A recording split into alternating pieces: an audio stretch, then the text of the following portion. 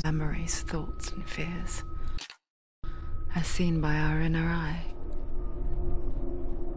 But what if each one of us is always dreaming, even when awake, and we only see what our inner eye creates for us?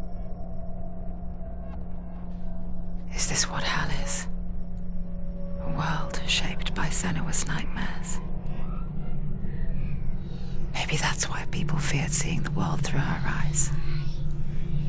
Because if you believe that Senua's reality is twisted, you must accept that yours might be too. You failed the gods. You're pathetic. Rotten. Cursed. What were you thinking? Did you really think you could win? How stupid can you be? So stupid. Everyone hates her. She's cursed. The shadow hates. Look at you. A warrior. Worthless. Weak. Pathetic. Go on. Feel sorry for yourself, because there is no one left to do that for you. Everywhere. You failed. What's that? Take it. If you're too much of a coward to fight, then end the suffering. Broken and lost. Just like your sword. Come on. There.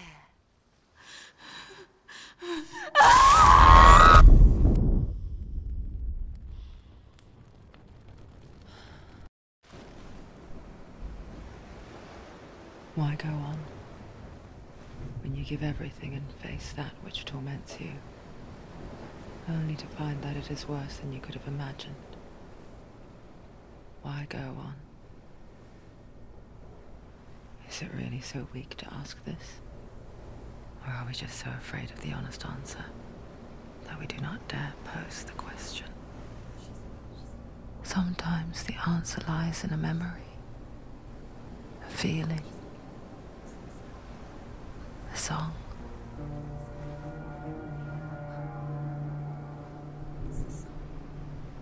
It's not real. It's a trick. It's not real. It is real. Listen to it. Don't give up. Dillion. It's Not like this. It can't. It's not real. It is real. It's a trick. Don't trust it. Maybe you're already dead. Who are you? Do you still believe in me, Senua? No. It's Enough. It's a trick. She knows this. It's a trick. He's already dead. He can't be here. It's impossible. Dillion. Come to me. Please.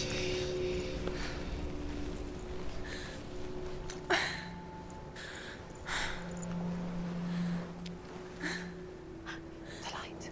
Go towards the light. It's him. There he is. It can't be him. It's just a trick. It's in your mind. No, he's here. It's in your mind. It's real.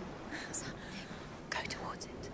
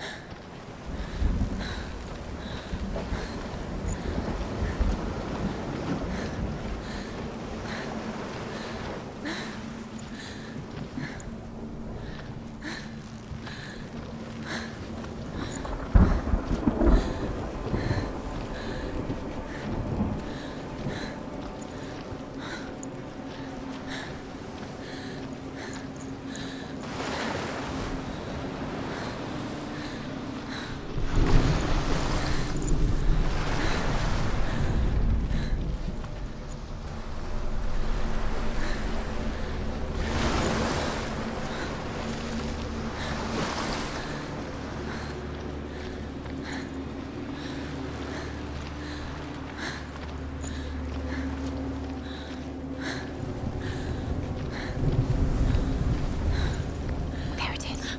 You're imagining things. It's Dillion. He's gone. You were too slow. How could you? Keep going. How could you? Keep going. Ignore the pain. I told you it was he tricked you. I told you. Where are you going?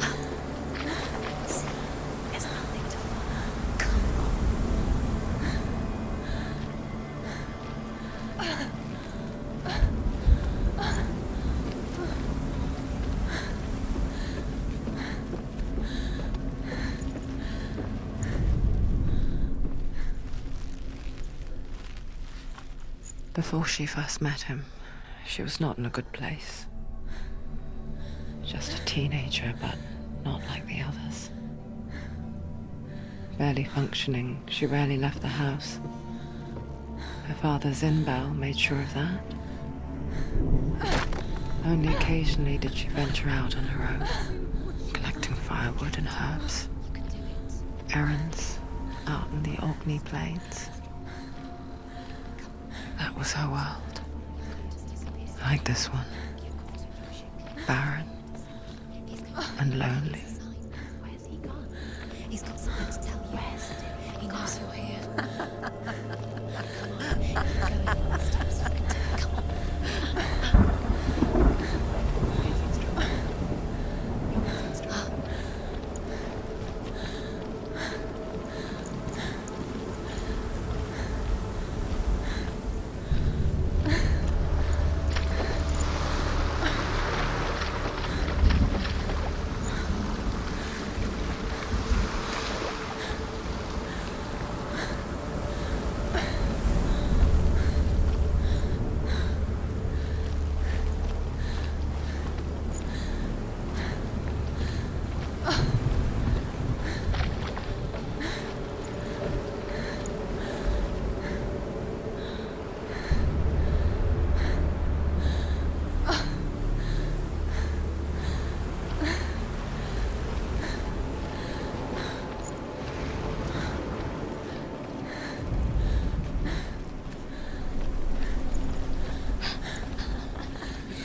Already disappeared. Nothing lives here, not even you. It's in your mind. You think you can see it, but it's in your mind. There's a tree. There he was. The lone figure of a boy. He's there, under the tree. Saw play under the shade of a tree. She remembers the first time she saw him. To her young eyes, he moved as if dancing, and the world danced with him. The gloom lifted, and for the first time in years she felt a ray of hope. Where is he? He's there. Where is he? He's there, under the tree. You can see him. There he is. Come on, you have to keep Dillion going. Keep going.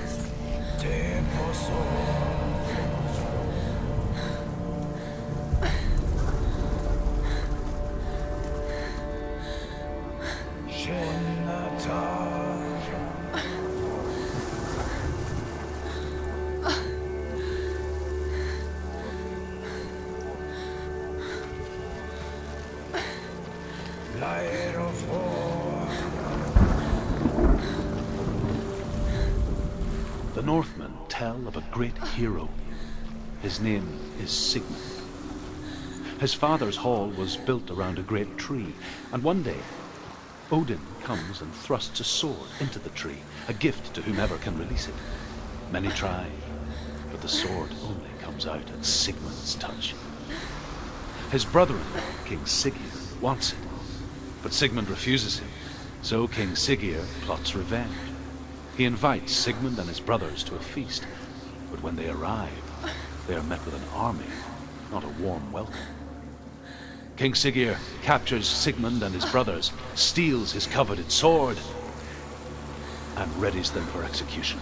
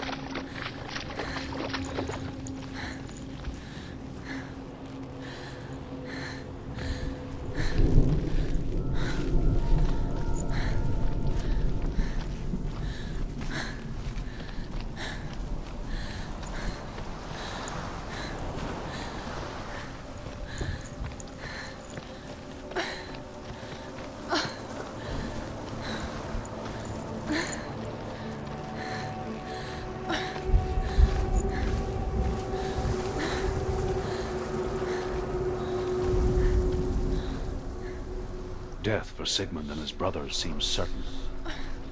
But the king's wife is Sigmund's sister, and she begs for mercy and implores the king to chain them up instead. He agrees. Not for mercy, though, but because he plans an even more cruel and lingering death. Chained to a tree in the forest that night, a she-wolf comes and devours one of Sigmund's brothers. She returns, ravenous, night after night, until only Sigmund is left. The next day, Sigmund's sister sends a servant with honey to smear on Sigmund's face. But to what end?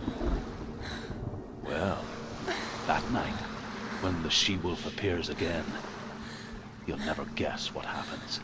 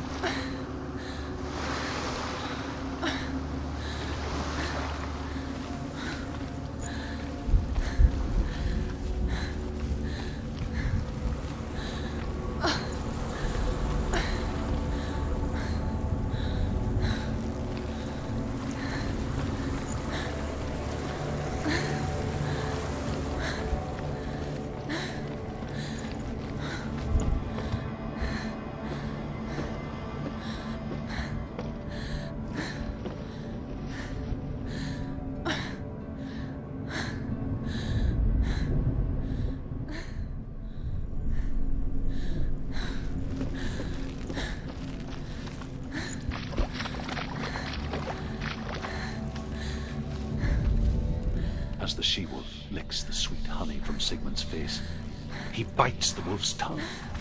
The she-wolf pulls away, but Sigmund holds on. The chains break, and he is free.